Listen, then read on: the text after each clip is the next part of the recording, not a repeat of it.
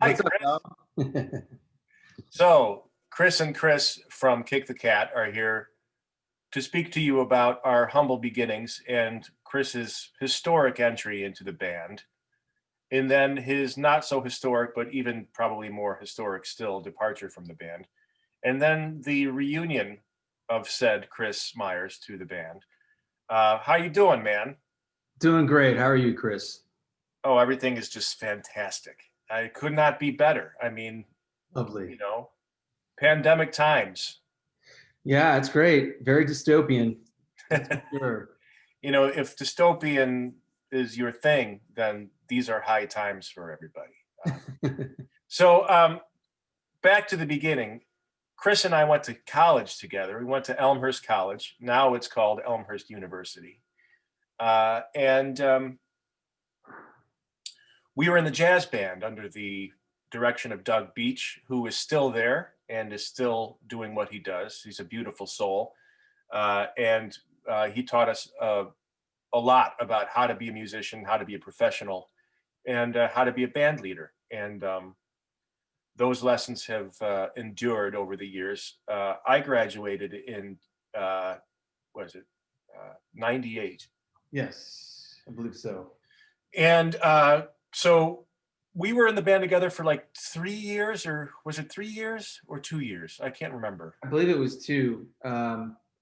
Actually, I started in '95 as a freshman. So Okay, yeah. So you were 2 years behind me. I started in 93. yeah, So yeah. we were in the band together for 2 years. And we toured. I think we went to Spain, Spain and Portugal, yeah. And then the year Prague. after that, we did some goofy thing on a boat. Is that correct? Were you on that? Yeah, Goofy that boat? was in Portland and Maine. Portland, yeah, that was, yeah. Portland and all kinds of harbor towns. Yeah, that was killing, man. Bar Harbor, Bahaba, Bahaba. and So yeah, when I met Myers, I mean, obviously he was, you know, just an incredible drummer at the time. And not always. and you were in a band called the Scalawags. Yeah, man. And Phil really Sheet. big on that. Yeah, yeah, Phil. That's And I right. and I remember seeing you guys at the gymnasium at Elmhurst College. You did a big concert there. That's right. I remember that. Wow. And is the Scalawags album out there somewhere, or is it completely like obsolete at this point? I think it's printed somewhere. I have to find out, but it's out there because it's weird because we had actually, oddly enough, we had some interest in Japan for some reason in the most recent times. And Yeah. I got, Phil out of nowhere after like 20 years or whatever. I was like, hey, I'm working on a contract for, music licensing and blah, blah, blah, blah for our songs in Japan. And It, I'm just thinking, what? It's it's it, amazing. it's a cool record, definitely a cool record. Thanks, man. Yeah. And so Kick the Cat at the time had been formed for uh, maybe a year or so prior to bringing you in. We had a couple. The whole thing was, the impetus was Chris Clementi, our bass player and primary writer, was giving a recital at Northeastern University, and that's when Vijay and I believe it was Tim Jones at first, um, sort of decided to have the band Kick the Cat. And Kick the Cat was a name that Clementi had from one of his bands when he was at University of Miami. And so we started, actually, Clementi was in my band back in 94 called Q, and that existed for a couple years. And then around 96, I think, or late 95, 96, we did Chris's recital and started Kick the Cat as a band proper. And our first drummer was Joe Valentino. He played on the initial demo that we made. It was a cassette tape, Yeah. which is a collector's item. If you're into collecting irrelevant garbage, then that was one of them. But it would be an interesting thing to listen to now, because you did the Herculean feat. We did 4 tunes on it, or 3 tunes maybe. No, it was 4. It was, geez, I have to remember. I think Blow Me, Porno Jazz, Squirt, and Ear of the Common Man, I think, were on the demo. Oh, Uh, geez. and I'm then you came in when we decided that Joe wasn't the right guy. And Joe's a nice guy. He just was a little too old school for what we wanted to do. And you came in and you overdubbed drums on the existing tracks as right. they existed already, which is an amazing feat if you're familiar with the first record. Especially if you don't have a click track to some of those songs. Yeah, there was no click. I mean, yeah. So nowadays there's a click track and like a guide track where you can, you know, we didn't have that at the time. So we put the drums on top of the existing tracks for those 4 tunes, and then we recorded the rest of it at Tim Rysick's studio in Oak Park. And that was our first record, which was, I believe, it was released in '98. Yeah, the first one, The first one was like '98. Yeah, like February, I guess. yeah. So Chris, you know, having played with Chris in the jazz band at Elmhurst College, I mean, you know, I'm speaking to you, but I'm referring to the third person. You know, Chris was like one of the greatest musicians that I'd ever played with at the time, and he was very, very fiery and kind of just sort of hell on wheels. So I recommended you to Clementi, and Vijay was already along at that point. So Chris basically just joined the band, and the impetus for having him in the band, because we had stuff to do immediately. So we brought you in to re-record the drums on those 4 tunes and then record the rest of what we had. And that was the start of a now going on, Jesus, 23 years Yeah. of association. Yeah, it's crazy. Yeah. It's awesome. It's amazing. It's serendipitous. It's everything. It's Do you have the same sort of memories that I do about that time? Because I have to admit, man, like if I was to write an autobiography, I'd be screwed because I've got like dates and times and people are just completely gone.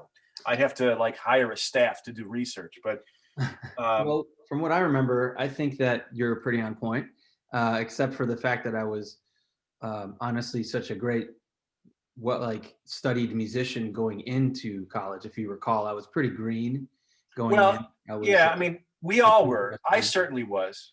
I mean, yeah, but you were still really badass on the guitar, and I know you knew it. You had a lot of talent going in. well, I had a very large ego and I had a lot of chops, which meant absolutely nothing when you're playing jazz. I mean, you know, now the exciting thing about this reunion that we have, which has been like we've been back together for about a year and a half, almost 2 years probably now, right? No, Mhm. beyond that, maybe 3 years. Yeah. But we started recording tracks for the new record 2 years ago, and we just finished the record, and it's fantastic. It's called Gurgle, and it's going to be dropping next spring, with the original lineup, with Myers included. And we've done a bunch of videos, and we've done some streaming things that we're going to be releasing. But And all your Christmas holiday hits.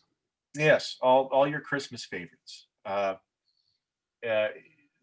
so I lost my train of thought, but Yes. I think what I wanted to say was that, you know, we had, you know, you left the band, I want to say in 2003 or 4. 3. 3, yeah. We had released Weirdo in was it 2002, I believe, was, and then we had a residency at the Lions Den in Chicago. Joe Mhm. Tozer, one of the great venues that is no longer there. Old But Joe. through Kick the Cat, you were able to get an audition, which basically was just like yeah, you're the guy, for Humphreys. Is that correct? Yeah, it was interesting too how it worked out. Like, I just finished grad school at DePaul, if you recall, and in the fall of 2002, and my buddy Brian Abraham, as we all know, he is my partner now with Goodnight Nurse, my publishing company, Good and night, Chris. yes, Goodnight Nurse Music, and he actually told me about the band, Freeze and showed me some of their music and said, "Well, they're auditioning right now. You should consider it."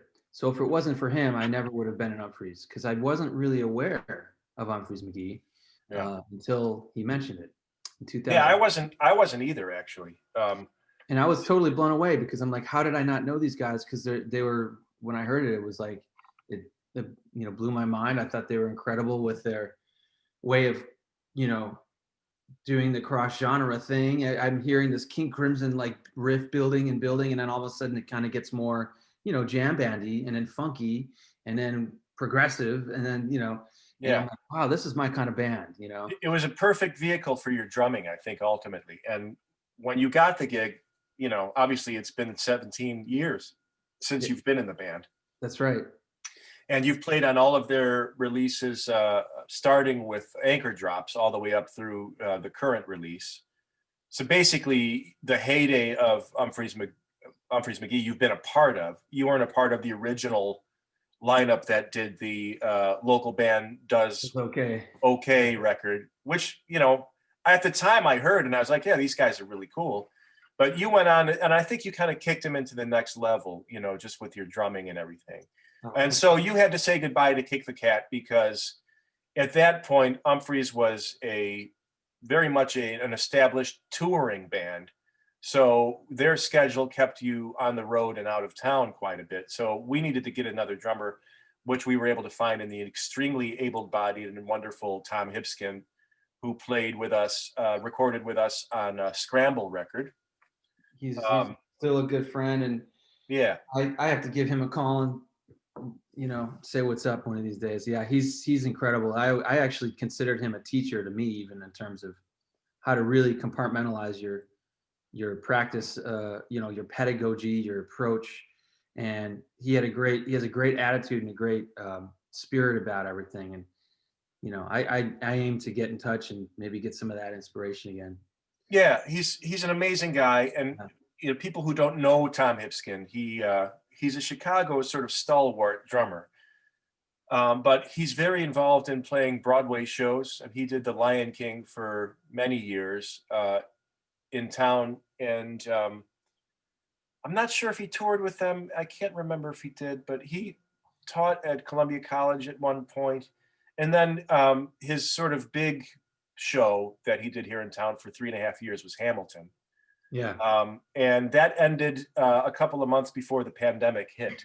So the full run was in. And he's just a remarkable drummer composer. I played with him in many bands over the years, including a trio with Larry Kohut called TMS.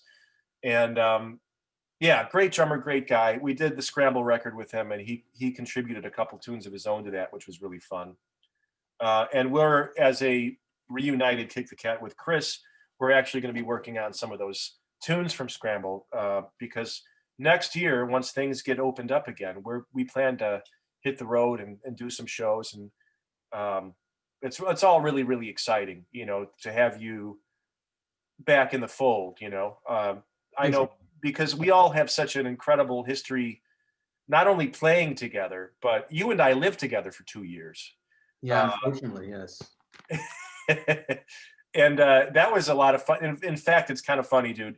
So I was milling around my basement into some storage stuff, and with Julian, my son, and we found the gong. You remember the gong? No way. The gong.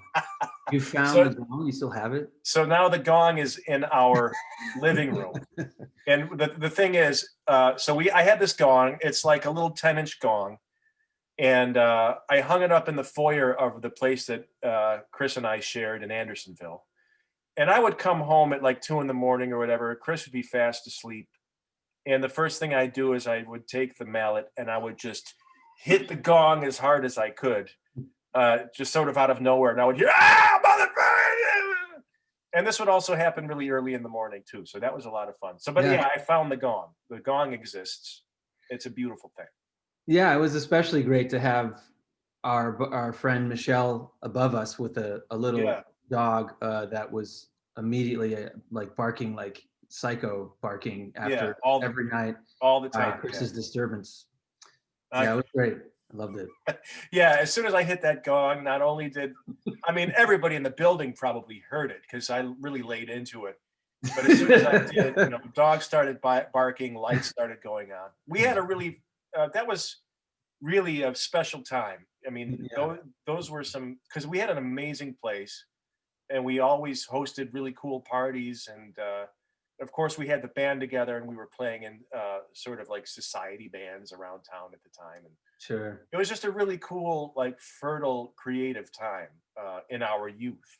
And now that we're like 18 years on from that, it's really cool that we're still the same band. Like we came together to do this new material with Chris once we decided we wanted to do this again and really make a go of it and make a record. And I got to say, Chris here was the basically the driving force behind everything because Clementi and Vijay and myself are just we're lazy people and we're all really busy, and in the ensuing years, since Chris has been on the road, Chris Clementi had a family. He's got two grown daughters.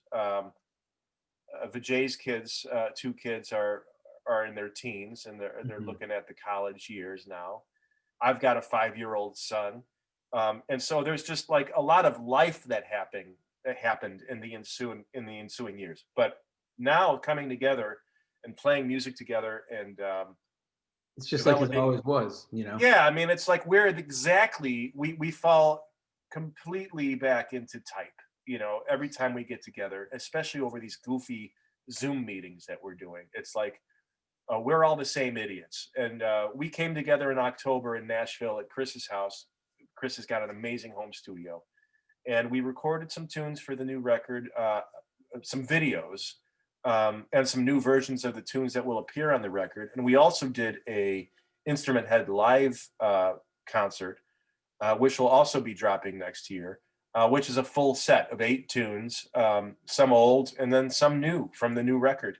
So Hey, it's been an amazing sort of circle, yeah. Yeah, I would say that everything that you said was pretty on point, except for one thing. I think you're a little humble about the motivations factor. I mean, for one, you yourself, and I'm sure any other musician could resonate with this. I think that you are a catalyst of spirit and heart behind a project, which I think is important. It's a key ingredient to your success as a group. I've always admired that about Siebold here, and I think even when I was growing up, getting to know you from college to post college, grad school, and all that, you've always been an inspiration to me, a mentor. Um, and I think it's something that needs to be noted because you would motivate me to hear different music, challenge myself to do my best. You are also the only guy who really exposed me to all the badass fusion records and artists that I was not aware of, including Mike Keneally. And whom you've been playing with, which is, to me, that's the real thing that kicks my ass. Like when we were in college, I would be like, we'd be checking out Sluggo and we'd be checking out Had and Boil That Dust Back. And I'm like, oh, this stuff is so heavy. yeah, Keneally's the man. yeah, And then, fast forward 13 years and you're playing on his Scambot 2 record, the entire thing. A lot right. of which was recorded at Transient, right? The drum tracks were done at Transient. That's right. Yeah. Transient Sound is the studio that our keyboard player Vijay is a co-owner of. It's in the North Center neighborhood in Chicago. And it's one of the most successful studios, if not, I would argue, the most successful studio in Chicago. It's always booked. And even through the pandemic, they've been able to keep it open and people are still recording projects. And, a lot of Grammy nominated recordings from Kurt Elling and such have come out of there. And like, it's an incredible place. And we did all the basic tracks, the bass and the drums primarily. And, you know, a good percentage of stuff was kept from the original sessions. Hmm. There's a couple tunes where I redid everything, but I think there's maybe 2 or 3 that I kept the original guitar sessions for when we got together to do it there. Um, You so also had yeah, a solo record too. If you remember when you did some of your solo works. tunes. Yeah. I recorded a single with my band Cycles there, and we also, when we did the Live from Martyrs album, we mixed it there. So I mean, like, so Transient is sort of a spiritual home for me. Like any recording or any artist of any consequence that I've recorded with over the last, I don't know how long has it been, 13 or 14 years, has come out of Transient sound. Mm-hmm. Um, so it's just, and so we're incredibly grateful and blessed to have the Jay, our keyboard player, who's also an ace engineer. He's been doing all of the sort of real busy uh, taskmaster type of stuff. Like he's mixing all of the audio content for the videos that we made, and also he mixed the record. And I have to say that the new record, when it drops, I mean, it's the best sounding thing we've ever done, Yeah, for sure. without question. You know. I'm stoked. Yeah, we're very excited about the material, and we're really excited to have Kris back. And we have a lot of content coming down the pipe too in the next several months. We're sort of reestablishing ourselves as sort of a force to be reckoned with after sort of going dormant for years. Kick the Cat did play shows between when Hipskin was in the band, you know, between 2005 and I want to say maybe 2012. Mm-hmm. We stayed relatively active in the Chicago music scene. We never really got out on the road for anything, but we did Yeah, I sort would of come keep. with you guys. I love the shows. I would come and visit and Yeah, support. exactly. It was great. You came and you sat in on a couple of them, if I remember correctly. Yeah, train wreck. No, it was great. And then we actually do a double drumming show once. Didn't that happen? Or is that just my imagination? I believe we were talking about it for a Well, long time. we never did it. You know what No. I think it was? I think we did it once. I think we did it with Frank Alonji. Yes. I seem to remember there being one double drumming show that we did. There's another a beast of a player that I've known for a long time, even since high school. Yeah. Guitar Center drum offs back in the day. Yeah, Frank Alonji, man.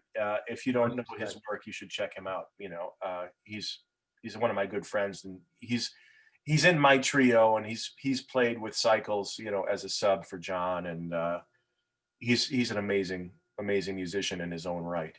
Oh, yeah. But I just want, you know, I want everybody to know that we are back, and this next year, actually the next couple of years, are going to be extremely productive for us. Yeah. We've got a whole new record in the bag that's going to be mastered. We're going to be doing a vinyl release and digital releases. We will have CDs. We'll have a bunch of merchandise that we're dropping. But we're already working on new material. So we're already talking about the next project now. And maybe it's a little premature to mention, so I won't at this point, but I will hint that our first record, the self-titled Kick the Cat record with all the cat faces on the cover, we have big plans for that. I'm not going to say what they are, but I am going to say that album will see the light of day again, and it will in a very special way. So this time, at least, Kris will have an opportunity to play to a click. Yeah. Thank you. For once, I need it. Yeah, well, me too. I mean, have you? So one of the things that and then we'll say goodbye. But one of the things that last thing I want to talk about was just our, you know, we're several years on. I mean, when we were doing this, I mean, for me, 23 years ago, was when I was 22, 23 years old. And, you know, back then you had all the chops in the world. Like, you know, all the facility. I didn't quite have the experience, or there was a lot more that I had to learn. But listening to the old records and some of the old live performances that are posted on YouTube at our Kick the Cat page, check it out. I think it's Kick the Cat Music at YouTube. Is that correct? I think that is right. We also have a Spotify page and a Instagram page and a Facebook page. We have all the socials down. Go and check them all out. But one of the things that I've noticed, like as I've gotten older, is that, you know, I can still play the old stuff, but I have so much more experience and maybe maturity. But somehow when we get together, like I say, we all fall into type. So I'm trying to do stuff I have no business trying because we're together again. And it's like there's a way that I play with Kick the Cat that I play. Unlike, I mean, I don't play that way in any other situation that I play in. I mean, musically and just like the personalities involved, just kind of draws this sort of beast out of me, when we get together. And I was just Sure. wondering if the same was true with you. Like, what's it like for you to approach not only the new material that we've done, but what's it like for you to approach the stuff that you played 18 years ago? Well, Or I think what you just said is exactly how I feel about it. I feel a little bit. I mean, just as anyone would, you grow as a musician. Hopefully, that's the goal, right? To keep moving forward and progressing in your improvements and be constantly a student. And now coming back after so many years, I feel like I'm a little bit better with specifically time and feel, and like where I was kind of fishing around, figuring out when I was younger, like where I'm at with music and life and all of that kind of intertwined thing. yeah, And I was very, it's very cyclical. So I feel like we're coming back now, knowing more of the micro things that need to be there in our own individual efforts. And then while that's happening, this is the thing that's amazing about it. You almost unlearn all those things when you finally just get to the natural, organic chemistry that we always had, which is, yeah, off the cuff, eclectic, crazy, don't give a fuck, not trying to prove anything, but just playing a shit ton of notes and not even in and not without caring. reckless abandon.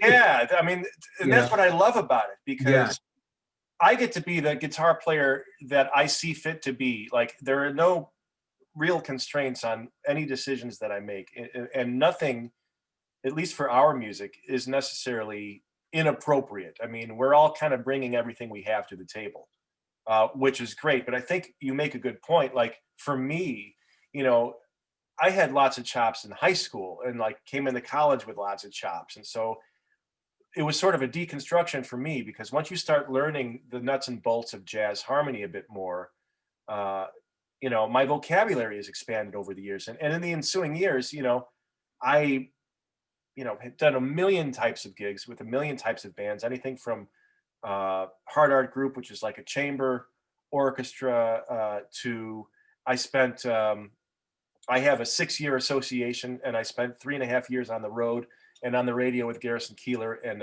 Prairie Home Companion. And I was playing a lot of bluegrass. I was playing a lot of folk music, a lot of singer-songwriter type of music, and then music from the 30s and 40s and just everything in between. So a lot of that experience comes with me to Kick the Cat, just, because I'm the same person that did all of that. But in a lot of ways, that gets tossed aside. I mean, there's just some beast that envelops my being whenever I'm around you guys, and in general, yes. yeah, and we had and we have, not only, like I said before, not only so many years in as a group and as musicians, but as buddies and as friends, and the hang is always spectacular. And There it is. Yeah. so I look forward to a lot more. And thanks for spending some time to just reminisce about the past a little bit. And I, for one, it's an absolute pleasure to have you back in the group, and I really look forward to what the future holds for us. Once we get out of this pandemic season, I think we're going to come back strong and play some pretty cool shows. Here's a little picture I wanted to show you. I have an old photo gallery of our old Elmhurst College big band days. Oh yeah, there it is. Spot Siebold there. It's the guy with the poncho. That's right. That's This is me with the poncho and what a dork. Good. Big Right. Lebowski or something. Yeah. I had really long hair back in the day. But yeah, that was the main trip. We were on Yeah. a schooner, a triple masted schooner. I can't remember what the name of it was. Do you remember the name of it? What was the name of the Yeah. boat? Yeah, it was a really beautiful boat. I don't remember the I name don't of it. remember the name of it, but we would go. It was a jazz band tour. It was 2 weeks long, or was it a week long? I think it was two. It It was was 2 weeks. two. Yeah, And and so we we would. lived on a big schooner boat, and we would we would tour like some of the coastline towns of Maine, which are many, and then we would do the Channel Islands of Maine, and we would stop and we would do clam bakes and Lobster bakes on the lobster bakes, beach. yeah, and on the And and we would do all concerts for sort of the local towns that we'd stop at. It was really a lot of fun. That I mean, there's a lot of good memories there, despite the fact that I dressed in a poncho, you know, had long flowing had really long curly hair. hair. But I figured we're going to be on the Atlantic Ocean, man. So I need something. I need a wool. Here's another one. Oh This is goodness. me at the bandstand behind the drums, setting up, getting ready to play. And you notice in the audience, unbeknownst to all of us, Siebold giving me the finger. Typical punk ass Siebold in his ponytail and his tucked in Elmhurst College t-shirt. Yeah, and my shorts. Yeah. I was quite the snappy dresser back in those days. Yeah. And here's one of you. Sorry, I'll wrap this up, but I can't help it. Here's you on a cliff.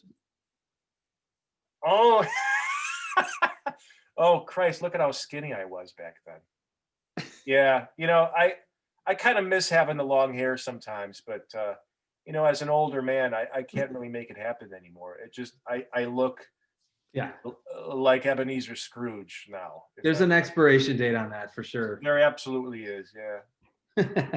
I mean, I might still do it one more time in my life, but that would be my last gasp of, youthdom.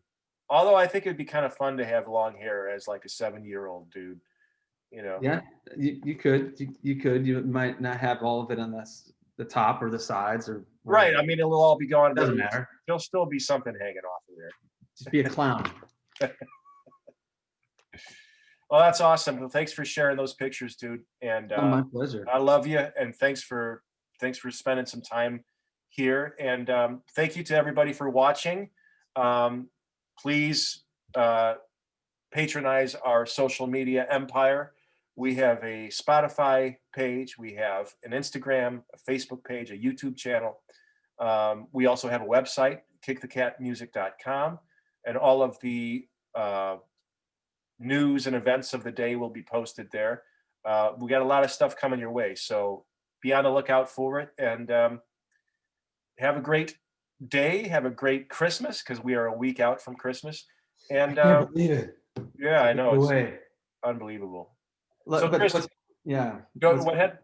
I was gonna say, what's funny is this year, I don't know about you, but I'm not as stressed about it because it's like you could almost say the excuse you don't have to shop, this year because of COVID. Well, I mean, I got a 5-year-old, so the shopping was sort of like baked in. But yeah, I mean, one of the things I think about the pandemic and like all the sort of anxiety about getting sick, I've managed to stay healthy.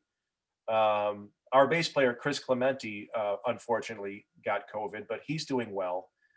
He kind of went under for a couple weeks, but he's back to 100%. Thankfully, he had a mild case. But my brother was going to host this year. That was the original plan, and it was called off last week.